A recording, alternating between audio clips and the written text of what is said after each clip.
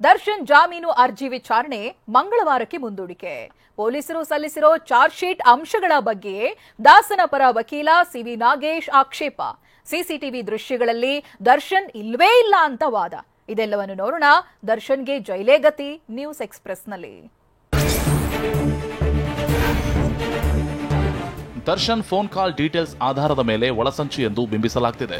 ಆದರೆ A1 ಸ್ನೇಹಿತೆ ಎಂದು ಅಭಿಯೋಜನೆಯಲ್ಲಿ ಹೇಳಲಾಗಿದೆ. ಆದರೆ ಕೃತ್ಯದ ಸಂದರ್ಭದಲ್ಲಿ ಮಾತ್ರವಲ್ಲ, ಹಲವು ವರ್ಷಗಳಿಂದ ದರ್ಶನ್ ಕರೆ ಮಾಡುತ್ತಿದ್ದಾರೆ. ಪ್ರಾಸಿಕ್ಯೂಷನ್ ಕೇಸಿನ ಪ್ರಕಾರವೇ ಇಷ್ಟು ಬಾರಿ ಕರೆ ಮಾಡಲಾಗಿದೆ. ಸ್ನೇಹಿತೆ, ಕೆಲಸದವರಿಗೆ ಕರೆ ಮಾಡಿದ್ರೆ ತಪ್ಪೆ ಅಂತ ಸಿವಿ ನಾಗೇಶ್ ವಾದಿಸಿದ್ರು. ಸಿಸಿಟಿವಿಯ ಯಾವ ದೃಶ್ಯದಲ್ಲೂ ದರ್ಶನ್ ಇಲ್ಲ, ಮನೆಗೆ ಬರುವಾಗ ಬಿಟ್ರೆ ಬೇರೆಡೆ ಸಿಸಿಟಿವಿ ದೃಶ್ಯವಿಲ್ಲ ಅಂತ ವಾದಿಸಿದ್ರು.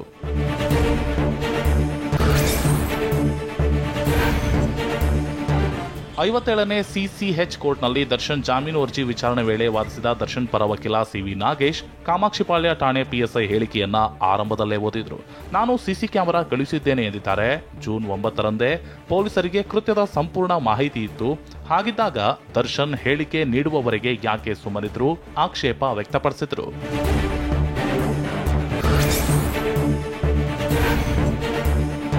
FSL ವರದಿಯಲ್ಲಿ ವಿಡಿಯೋ ಇಲ್ಲವೆಂದು ಹೇಳಲಾಗಿದೆ. ಹಾಗಿದ್ದಾಗ PSI ಇದನ್ನ A14ಗೆ ಹೇಗೆ ಕಳುಹಿಸಿದ್ರು? PSI ವಿನಯ್ ಇದನ್ನ ಅಳಿಸಿದ್ದಾರೆಂಬುದು ಇವರ ಆರೋಪವೇ ಅಂತ ದರ್ಶನ್ ಪರ ವಕೀಲ ಸಿವಿ ನಾಗೇಶ್ ವಾದಿಸಿದ್ರು. 122 ಬಾರಿ PSI ವಿನಯ್ A14 ಜೊತೆ ಚಾಟ್ ಮಾಡಿದ್ದಾರೆ. ಹಾಗಿದ್ದಾಗ PSI ವಿನಯ್ ಮೊಬೈಲ್ ಏಕೆ ಸೀಸ್ ಮಾಡಿಲ್ಲ? ಮೊಬೈಲ್ನಲ್ಲಿನ ವಿಡಿಯೋ ಏಕೆ ರಿಕವರಿ ಮಾಡಲಿಲ್ಲ ಅಂತ ಪ್ರಶ್ನಿಸಿದ್ದಾರೆ.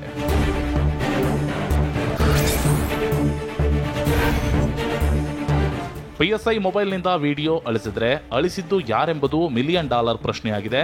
PSI ಮೊಬೈಲ್ನಿಂದ ರಿಟ್ರೀವ್ ಏಕೆ ಮಾಡಿಲ್ಲ ಎಂಬ ಪ್ರಶ್ನೆಗೆ ಉತ್ತರವಿಲ್ಲ ಅಂತ ದರ್ಶನ್ ಪರ ಹಿರಿಯ ವಕೀಲ ಸಿವಿ ನಾಗೇಶ್ ವಾದಿಸಿದ್ರು.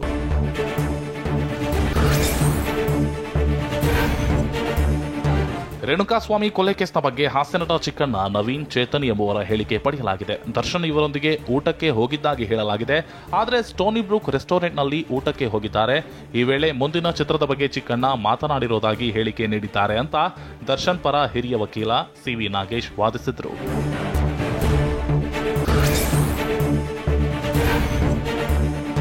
ಕೊಲೆ ಕೇಸ್ನಲ್ಲಿ ಬಳ್ಳಾರಿ ಸೆಂಟ್ರಲ್ ಜೈಲು ಪಾಲಾಗಿರುವ ನಟ ದರ್ಶನ್ಗೆ ಬೆನ್ನು ನೋವು ಕ್ಷಣ ಕ್ಷಣಕ್ಕೂ ಕಾಡ್ತಿದೆ.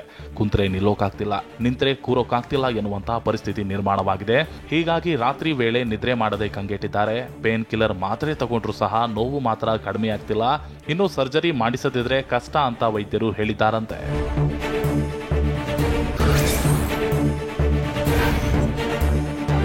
ಬೆನ್ನು ನೋವಿಗೆ ಚಿಕಿತ್ಸೆ ಪಡೆಯುವಂತೆ ಜೈಲು ವೈದ್ಯರು ಸಹ ಹೇಳಿದ್ರು. ದರ್ಶನ್ ಮಾತ್ರ ಬೆಂಗಳೂರಿಗೆ ಹೋಗಿ ಚಿಕಿತ್ಸೆ ಪಡಿತೀನಿ ಅಂತ ಪಟ್ಟು ಹಿಡಿದಿದ್ದಾರಂತೆ. ಬೆನ್ನು ನೋವಿಗೆ ಸ್ಕ್ಯಾನಿಂಗ್, ಸರ್ಜರಿ ನಿರಾಕರಿಸಿದ್ದು ಜೈಲಧಿಕಾರಿಗಳು ದರ್ಶನ್ ಹೇಳಿಕೆಯನ್ನ ರೆಕಾರ್ಡ್ ಮಾಡಿಕೊಂಡಿದ್ದಾರೆ. ಏನಾದರೂ ಹೆಚ್ಚು ಕಡಿಮೆ ಆದ್ರೂ ಅಧಿಕಾರಿಗಳ ಮೇಲೆ ಬರಬಾರದು ಅಂತ ವಿಡಿಯೋ ರೆಕಾರ್ಡ್ ಮಾಡಿಕೊಂಡಿದ್ದಾರೆ ಎನ್ನಲಾಗಿದೆ.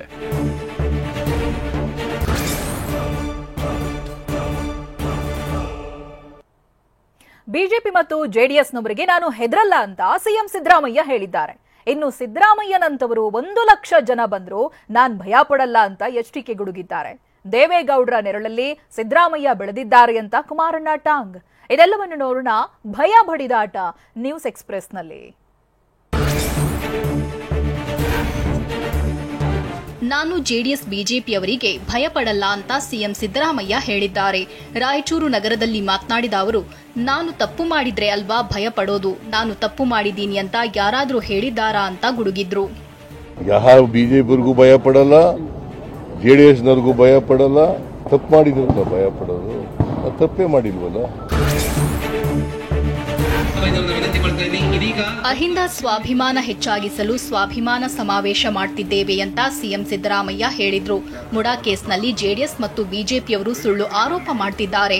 ಅವರ ಸುಳ್ಳು ಆರೋಪಕ್ಕೆ ರಾಜೀನಾಮೆ ಕೊಡಲು ಆಗುತ್ತಾ? ಅದಕ್ಕೆ ನಾವು ಉತ್ತರ ಕೊಡ್ತೇವೆ ಅಂತ ಸಿಎಂ ಹೇಳಿದ್ರು.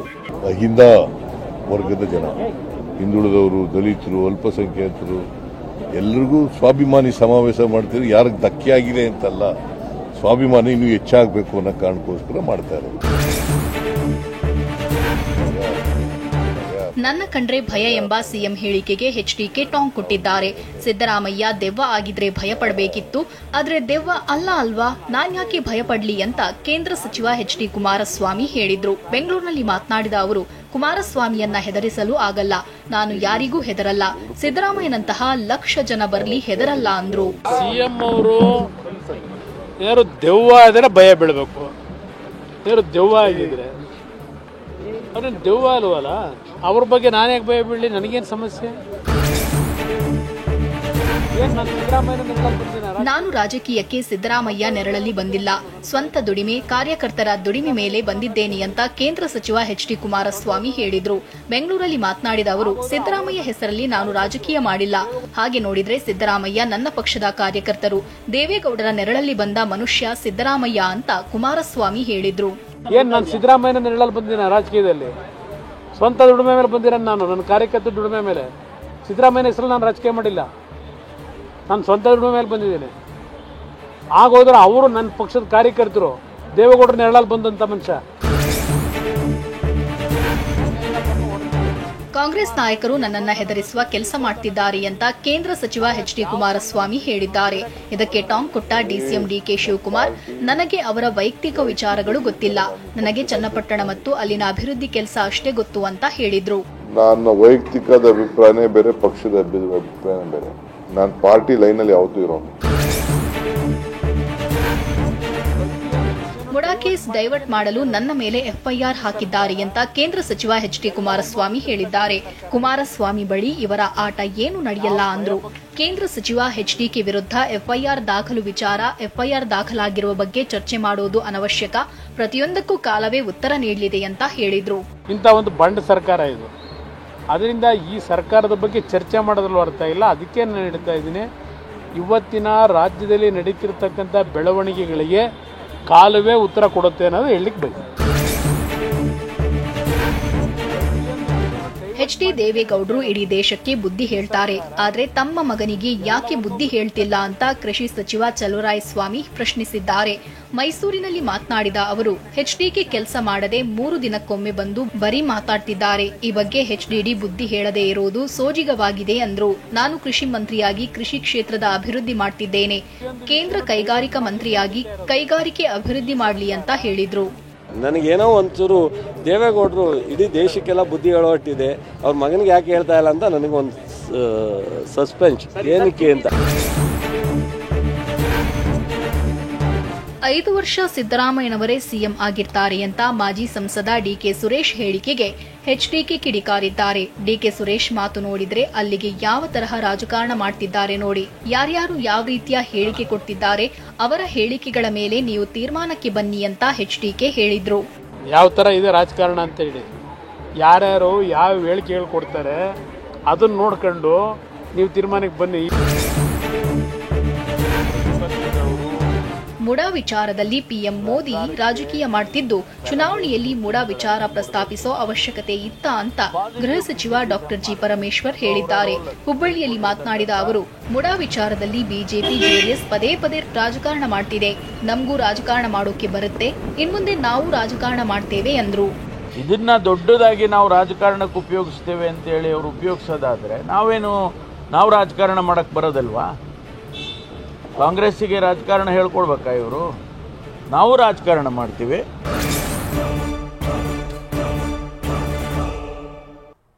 ಸಿಎಂ ವಿರುದ್ಧದ ತನಿಖೆ ಚುರುಕುಗೊಳ್ತಾ ಇದ್ದಂತೆ ದಾಖಲೆ ಸಂಗ್ರಹಿಸೋದೇ ಮುಡಾ ಅಧಿಕಾರಿಗಳಿಗೆ ದೊಡ್ಡ ತಲೆನೋವಾಗಿದೆ. ಇನ್ನು ಸಿಎಂ ವಿಚಾರದಲ್ಲಿ ಹೈಕಮಾಂಡ್ ಮೌನಕ್ಕೆ ರಾಜ್ಯ ಕೈ ನಾಯಕರು ಬೇಸರಗೊಂಡಿದ್ದಾರೆ. ಇದೆಲ್ಲವನ್ನು ನೋಡೋಣ ಮುಡಾ ಮಾತಿನ ಯುದ್ಧ ನ್ಯೂಸ್ ಎಕ್ಸ್‌ಪ್ರೆಸ್‌ನಲ್ಲಿ. ಸಿಎಂ ಸಿದ್ದರಾಮಯ್ಯ ವಿರುದ್ಧದ ಮೂಡಾ ಕೇಸ್ನ ಲೋಕಾಯುಕ್ತ ತನಿಖೆ ಚುರುಕುಗೊಂಡಿದೆ. ಮೂಡಾ ಅಧಿಕಾರಿಗಳಿಗೆ ದಾಖಲೆ ನೀಡೋದೇ ದೊಡ್ಡ ತಲೆನೋವಾಗಿದೆ. ಸಿದ್ದರಾಮಯ್ಯ ಪತ್ನಿ ಪಾರ್ವತಿಯ ದಾಖಲೆ ಮಾತ್ರವಲ್ಲ, 50-50 ಅನುಪಾತದ ಎಲ್ಲ ದಾಖಲೆಗಳನ್ನ ನೀಡಬೇಕಿದೆ. ಆದರೂ ದಾಖಲೆ ಪೂರೈಸಲು ಆಗದೆ ಸಿಬ್ಬಂದಿ ಪರದಾಟ ನಡೆಸಿದ್ದಾರೆ. 2015ರಿಂದ ಹಂಚಿಕೆಯಾದ ಸೈಟ್ ದಾಖಲೆ ನೀಡಲು 1 ಲಕ್ಷಕ್ಕೂ ಹೆಚ್ಚು ಪ್ರತಿ ಜೆರಾಕ್ಸ್ ಮಾಡಬೇಕಾದ ಅನಿವಾರ್ಯತೆ ಇದೆ. ಮೂಡಾ ವಿಚಾರದಲ್ಲಿ ಕಾಂಗ್ರೆಸ್ ಹೈಕಮಾಂಡ್ ಮೌನಕ್ಕೆ ಶರಣಾಗಿದ್ದು ರಾಜ್ಯದ ನಾಯಕರ ಬೇಸರಕ್ಕೆ ಕಾರಣವಾಗಿದೆ. ಹರಿಯಾಣದ ಚುನಾವಣಾ ರ್ಯಾಲಿಯಲ್ಲಿ ಮೋದಿ ಭಾಷಣ ಮಾಡಿ ಮೂಡಾ ಪ್ರಕರಣವನ್ನ ಪ್ರಸ್ತಾಪಿಸಿದ್ರು. ಮೂಡಾ ಕೇಸನ್ನೇ ಚುನಾವಣಾ ಭಾಷಣವನ್ನಾಗಿ ಬಳಸಿಕೊಂಡಿದ್ರು. ಆದ್ರೂ ಇದಕ್ಕೆ ರಾಹುಲ್ ಗಾಂಧಿ ಆಗ್ಲಿ, ಖರ್ಗೆ ಆಗ್ಲಿ, ಕೆಸಿ ವೇಣುಗೋಪಾಲ್ ಆಗ್ಲಿ ಖಂಡಿಸಿ ಕೌಂಟರ್ ಅಟ್ಯಾಕ್ ಮಾಡಿಲ್ಲ ಅಂತ ಬೇಸರ ವ್ಯಕ್ತಪಡಿಸಿದ್ದಾರೆ ಎನ್ನಲಾಗಿದೆ. ಮೂಡಾ ಪ್ರಕರಣದಲ್ಲಿ ರಾಷ್ಟ್ರೀಯ ಕಾಂಗ್ರೆಸ್ ನಾಯಕರು ನಿರ್ದಿಷ್ಟ ಅಂತರ ಕಾಯ್ದುಕೊಳ್ತಿದ್ದಾರೆ.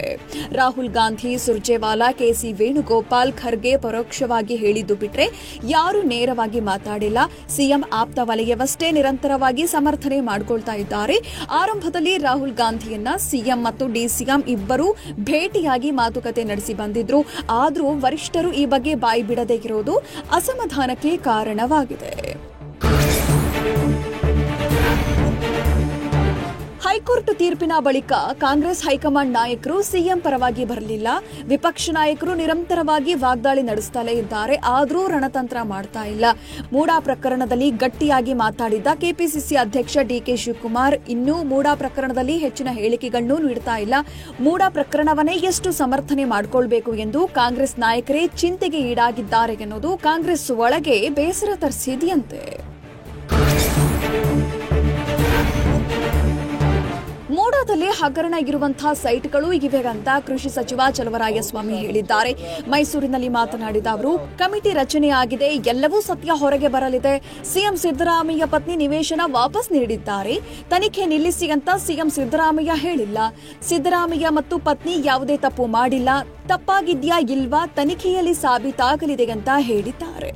ಈಗ ಪಾರ್ವತಮ್ಮನ ಸೈಟ್ ಅನ್ನ ವಾಪಸ್ ಕೊಟ್ಟಾಗಿದೆ, ತನಿಖೆ ಮಾಡಲಿ.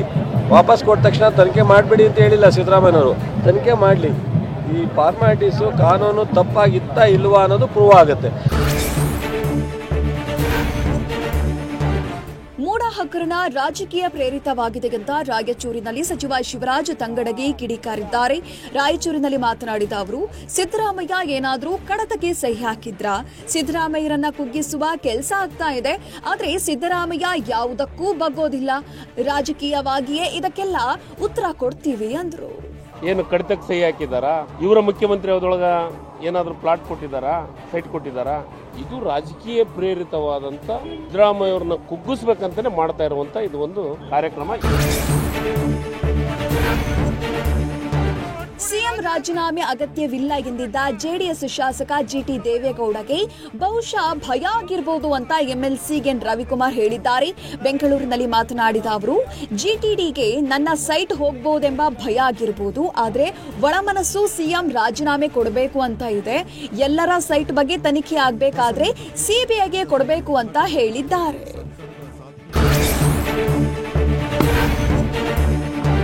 ಕೇಂದ್ರ ಸಚಿವರ ವಿರುದ್ಧವೂ ಅತ್ಯಾಚಾರ, ಕೊಲೆ ಆರೋಪಗಳಿವೆ. ಆದರೆ ಬಿಜೆಪಿಯವರು ಮೂಡಾ ಪ್ರಕರಣವನ್ನ ಹಿಡಿದಿಟ್ಟುಕೊಂಡಿದ್ದಾರೆ ಅಂತ ಕಾರ್ಮಿಕ ಸಚಿವ ಸಂತೋಷ್ ಲಾಡ್ ವಾಗ್ದಾಳಿ ನಡೆಸಿದ್ದಾರೆ. ಬೆಂಗಳೂರಿನಲ್ಲಿ ಮಾತನಾಡಿದ ಅವರು, ಬಿಜೆಪಿಯವರಿಗೆ ಚುನಾವಣಾ ಬಾಂಡ್ ಹಗರಣ ಯಾಕೆ ಕಾಣಲ್ಲ? ಬಿಜೆಪಿ ಚುನಾವಣಾ ಬಾಂಡ್ ಬಗ್ಗೆ ತನಿಖೆ ನಡೆಸುವಂತೆ ಆಗ್ರಹಿಸಲಿ ಅಂತ ಕಿಡಿಕಾರಿದ್ರು. ನಮ್ಮ ಪಕ್ಷದಲ್ಲಿ ಮುಖ್ಯಮಂತ್ರಿ ಬದಲಾವಣೆ ಚರ್ಚೆ ನಡೆದಿಲ್ಲ ಅಂತ ಕೃಷಿ ಸಚಿವ ಚಲುವರಾಯಸ್ವಾಮಿ ಹೇಳಿದ್ದಾರೆ. ಮೈಸೂರಿನಲ್ಲಿ ಮಾತನಾಡಿದ ಅವರು, ಸರ್ಕಾರ 5 ವರ್ಷ ಸುಭದ್ರವಾಗಿರುತ್ತೆ ಅಂತ ಹೇಳಿದ್ರು. ಪಕ್ಷ ಸಿಎಂ ಸಿದ್ದರಾಮಯ್ಯಗೆ ರಾಜೀನಾಮೆ ಕೊಡಿ ಅಂತ ಹೇಳಿಲ್ಲ. ಸಿದ್ದರಾಮಯ್ಯ ಡಿಕೆ ಜೋಡೆತ್ತಿನ ರೀತಿ ಸರ್ಕಾರ ಮುಂದುವರಿಸುತ್ತಾರೆ ಅಂತ ಚಲುವರಾಯಸ್ವಾಮಿ ಹೇಳಿದ್ದಾರೆ.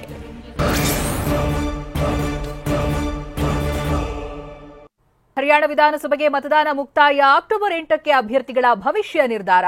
ಟಿವಿ9 ಎಕ್ಸ್ಪೋಗೆ ಭರ್ಜರಿ ರೆಸ್ಪಾನ್ಸ್. ಇದೆಲ್ಲವನ್ನು ನೋಡೋಣ ಸಮಗ್ರ ನ್ಯೂಸ್ ಎಕ್ಸ್‌ಪ್ರೆಸ್ನಲ್ಲಿ.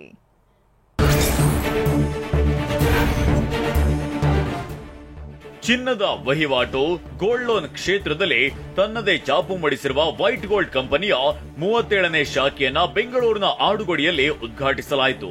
ಹಳೆ ಚಿನ್ನದ ನಿಖರ ಬೆಲೆ ಮೂಲಕ ಗ್ರಾಹಕರ ವಿಶ್ವಾಸ ಗಳಿಸಿರೋ ವೈಟ್ ಗೋಲ್ಡ್ ಕಂಪನಿ ನೂತನ ಶಾಖೆಗೆ ಸಾರಿಗೆ ಸಚಿವ ರಾಮಲಿಂಗಾರೆಡ್ಡಿ ಚಾಲನೆ ನೀಡಿ ಶುಭ ಹಾರೈಸಿದ್ರು.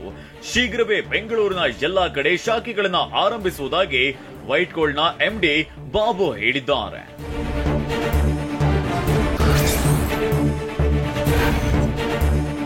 ಬೆಂಗಳೂರಿನಲ್ಲಿ ನಿಮ್ಮ TV9 ಕನ್ನಡ ಆಯೋಜಿಸಿರುವ life style automobile and furniture ಎಕ್ಸ್ಪೋಗೆ ಭರ್ಜರಿ ರೆಸ್ಪಾನ್ಸ್ ಸಿಕ್ಕಿದೆ. ಪ್ಯಾಲೇಸ್ ಗ್ರೌಂಡ್ನ ತ್ರಿಪುರವಾಸಿನಿ ಮೈದಾನದಲ್ಲಿ ಎಕ್ಸ್ಪೋ ನಡೆಯುತ್ತಿದ್ದು ನಾಳೆಯೇ ಕೊನೆಯ ದಿನವಾಗಿದೆ. ಎಕ್ಸ್ಪೋಗೆ ಆಗಮಿಸುವವರಿಗೆ ಪ್ರವೇಶ ಉಚಿತವಾಗಿರಲಿದೆ. ಈ ಎಕ್ಸ್ಪೋದಲ್ಲಿ ಒಂದೇ ಸೂರಿನಡಿ ಗೃಹೋಪಯೋಗಿ ವಸ್ತುಗಳು ಲಭ್ಯ ಇವೆ. ಜೊತೆಗೆ automobiles, car, bike, electric bike and car ಇವೆ. ದಸರಾ, ದೀಪಾವಳಿ ಪ್ರಯುಕ್ತ ವಿಶೇಷ ರಿಯಾಯಿತಿ ಕೂಡ ಗ್ರಾಹಕರಿಗೆ ನೀಡಲಾಗುತ್ತಿದೆ.